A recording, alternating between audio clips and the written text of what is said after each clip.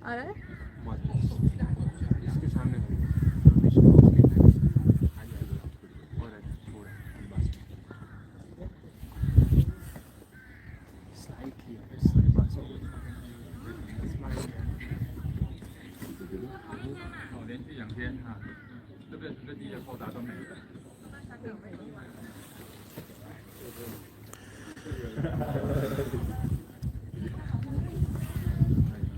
walk this way. You're walking that way. Yeah, that's the one. बहुत बड़ी मूर्ति है बुद्ध जी की। हाँ जी, हाँ जी, बिल्कुल। उस बुद्धा के सिर की परछाई हो जा रही है। कोई बात नहीं। आपकी भी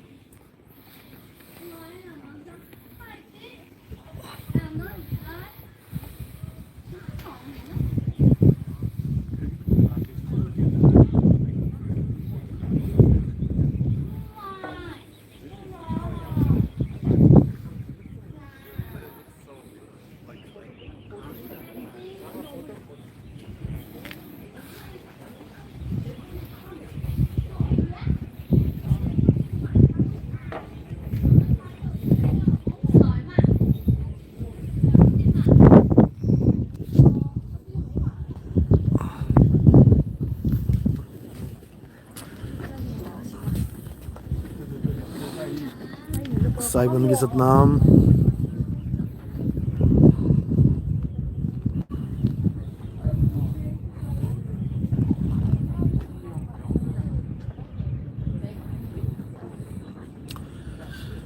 नागपुर से नंद किशोर दास सतनाम सतनाम साहिब बंदगी खेमदास। नेपाल से सतनाम साहिब बंदगी। जोगिंदर कुमार सतनाम। देवी सिंह साहिब बंदगी। राम कबीर आत्म स्वरूप। जय सतनाम।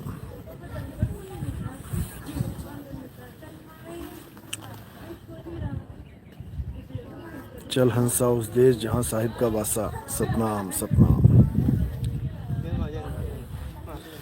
तो बहुत बड़ी प्रतिमा है महात्मा बुद्ध की, पूरे जंगल में ही है समझ लो एक तरह से। कितने ही पहाड़ क्रॉस करने के बाद यहाँ पहुँचे हैं। तो संतों ने वैसे एकांत ही ढूंढा है, जहाँ एकांत हो भक्ति करने के लिए। लेकिन वो तो चले गए एकांत में अपना जीवन बिता के, लेकिन अज्ञानी जीवों ने उनके नाम पे बड़े बड़े तीर्थ बना दिए, बड़े बड़े मेले लगा दिए। वो तो चले गए अपना काम करके, और बाकी उनके नाम पे रोटी कमाने लगे, बिजनेस बढ़ाने लगे, भक्ति से दूर व्यापार में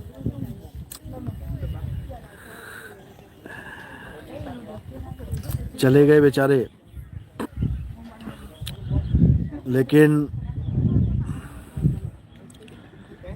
जैसे कहते हैं कि हर रात के बाद एक सवेरा आता है, अंधकार के बाद एक प्रकाश आता है, अज्ञान के बाद एक ज्ञान आता है। इसी प्रकार महात्मा बुद्ध ने भी उस समय बोल दिया था अपने शिष्यों को, जो कि उनकी एक पुस्तक ग्रंथ है, उसमें ये बात दर्ज है कि जो मैं ज्ञान दे रहा हूँ ये तो अभी बहुत छोटे लेवल का ज्ञान है। एक और बुद्धा आएगा और इतना बड़ा ज्ञान प्रचार होगा कि पूरा विश्व उस ज्ञान में समा जाएगा। क्योंकि आपको पता है कि महात्मा बुद्ध का कोई गुरु नहीं था। उन्होंने जो भी पाया स्वयं से पाया। अपो दीपा भवा, ऐसे कुछ बोला उन्होंने कि अपने दीपक स्वयं बनो।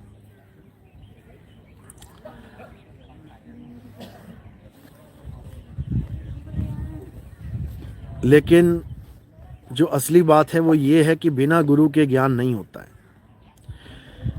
आज महात्मा बुद्ध वाले भी कहते हैं कि अपना दीपक खुद बनो, लेकिन फिर भी महात्मा बुद्ध की मूर्तियां भी पूज रहे हैं, महात्मा बुद्ध के स्टैच्यू भी बनवा रहे हैं। अपना बनवा लो ना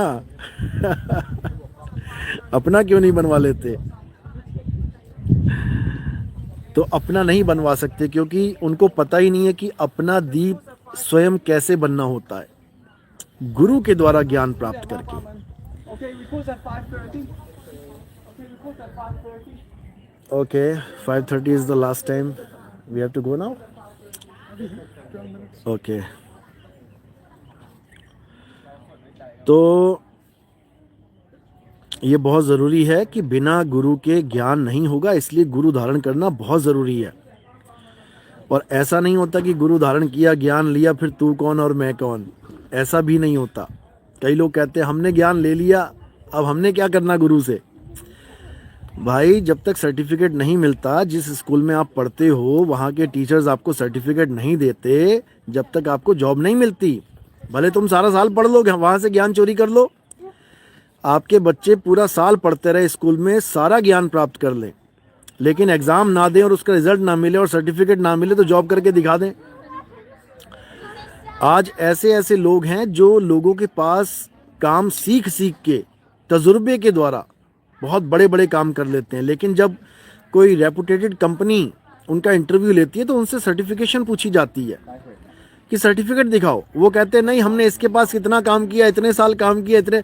अरे भैया ठीक है, काम किया है, लेकिन सर्टिफिकेट कहाँ है, मोहर कहाँ है? तो भाई गुरु की मोहर हमेशा लगी रहनी चाहिए, ऐसा नहीं होता है। गुरु की मोहर बहुत ज़रूरी होती है, लेकिन लोग समझ नहीं पाते हैं। लोग सोचते हैं ज्ञान मिल गया, अब तू कौन मैं कौन, ऐसा नहीं होता है। यहाँ तक मुसलमानों के भी धर्म में देखोगे आप, वहाँ पे साफ बोला गया कि तुमसे पूछा जाएगा अंत समय में कि तुम किसका ज्ञान सुन के मुसलमान हुए हो, कौन है तुम्हारा नबी। तो वहाँ बोला जाएगा कि मेरा आखिरी नबी मोहम्मद साहब है, जबकि देखा तक नहीं उनको। तब भी वहाँ पे जो बोलेगा मेरा आखिरी नबी मोहम्मद साहब है, वो जन्नत जाने का अधिकारी होगा। भाई समझ लो, समझ लो। तो ये महिमा है नबियों की, महिमा है गुरुओं की। ऐसा नहीं होता है कि मुझे पता लग गया कि 5 टाइम नमाज कैसे पढ़ते हैं, कुरान में क्या लिखा है, सब पता लग गया। लेकिन जब तक तुम ये नहीं मानोगे कि हाँ मेरे आखिरी रसूल, मेरे गुरु, मेरे नबी मोहम्मद साहब हैं, तब तक तुम मुसलमान हो ही नहीं सकते, जन्म मरण से मुक्ति मिल ही नहीं सकती। तो इसी प्रकार जो गुरु की मोहर होती है वो अंत समय तक काम करती है। समझे? जो चतुर सयाने होते हैं ना, जो लकड़बग्गे होते हैं वो अपना रंग दिखाते हैं, वो इस भ्रम को फैलाते हैं कि ज्ञान प्राप्त हो गया जी, चलो ठीक है।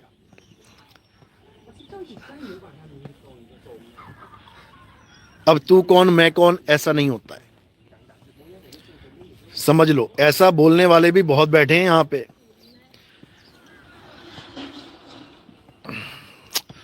सतनाम सतनाम, आशना साहिब बंदगी सतनाम, राकेश कुमार जय सतनाम। चले बुला लो उनको। सतनाम साहिब बंदगी, जय सतनाम जय सतनाम। तो आज काफ़ी लोगों से मुलाकात भी हुई, अलग अलग देशों से आए थे, इंडियंस काफ़ी थे। उनको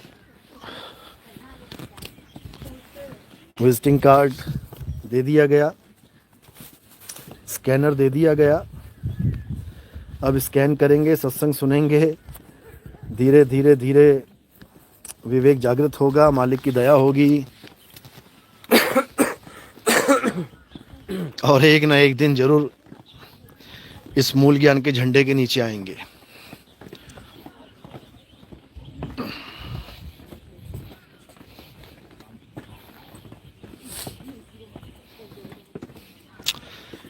राखी गुरुजी 90 के बाद के जो सत्संग है बड़े आनंद में है। विवेकी को तो पहले ही सत्संग से आनंद शुरू हो जाता है। सत्य को जानने के बाद बंदा बिल्कुल हल्का हो जाता है। असत्य रूपी जितने भी खिलाफ ओढ़ रखे होते हैं सब उतर जाते हैं। मंत्र जंतर तंत्र सब उतर जाता है। पूजा पाठ हवन यज्ञ सब उतर जाता है। केवल आत्मज्ञान रह जाता है। शुद्ध स्वरूप आत्म स्वरूप का ज्ञान रह जाता है।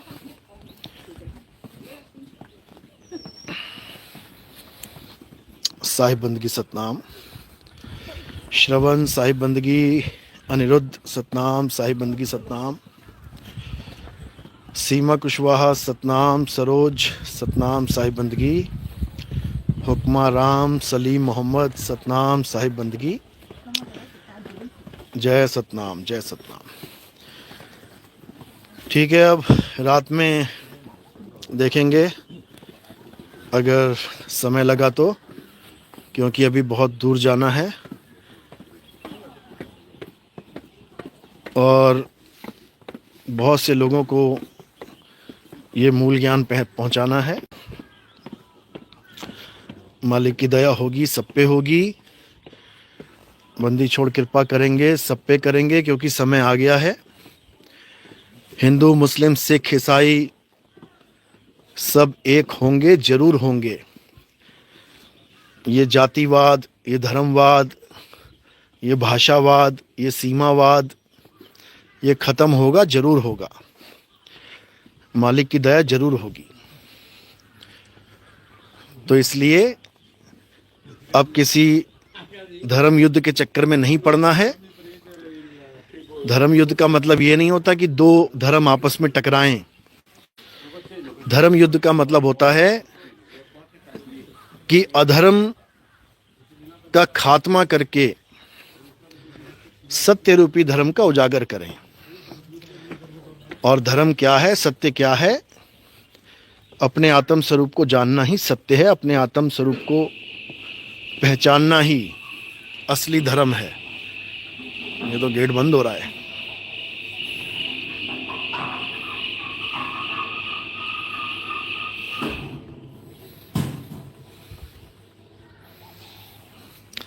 तो भैया दरवाजा बंद होने से पहले पहले निकल लो, वरना फिर बोलना पड़ेगा खुले कपाट शपथ झनकारी। क्योंकि सारी दुनिया के दरवाजे बंद हो जाएं, लेकिन मालिक का जो दरवाजा है वो कभी बंद नहीं होता। बस बंदा एक बार अरदास लगाए सही तरीके से। स्कूल में छुट्टी लेनी होती है तब भी एप्लीकेशन लिखने का एक तरीका होता है। ऐसे नहीं लिख देते हैं गुरुजी पेट में दर्द हो रही है छुट्टी दे दो। वहाँ पर भी तरीके से लिखा जाता है, टू द प्रिंसिपल फलाना ठिकाना school, sir I beg to say. तो हर चीज़ का एक तरीका होता है, और जो असली तरीका होता है उसको जानना है। समझ लो असली तरीका क्या है। जो आपको नी अक्षर का भेद समझाया है, जो सूरत शब्द का भेद समझाया है, वही असली तरीका है। इसके अलावा जितने भी तरीके हैं वो मैन मेड तरीके हैं, वो इंसानों के द्वारा बनाए गए तरीके हैं। वो हिंदी, पंजाबी, उर्दू, फारसी, अरबी, ये सब इंसानों के द्वारा बनाए गए अक्षर हैं, इंसानों के द्वारा बनाई गई भाषाएं हैं। ये सारे तरीके इंसानों के द्वारा ही बनाए गए हैं। जो असली तरीका है वो सूरत शब्द योग का है। ना तो सूरत किसी इंसान ने बनाई है, ना ही शब्द किसी इंसान ने बनाया है। इन दोनों को जान जाओगे सारा खेल समझ में आ जाएगा। सतनाम सतनाम।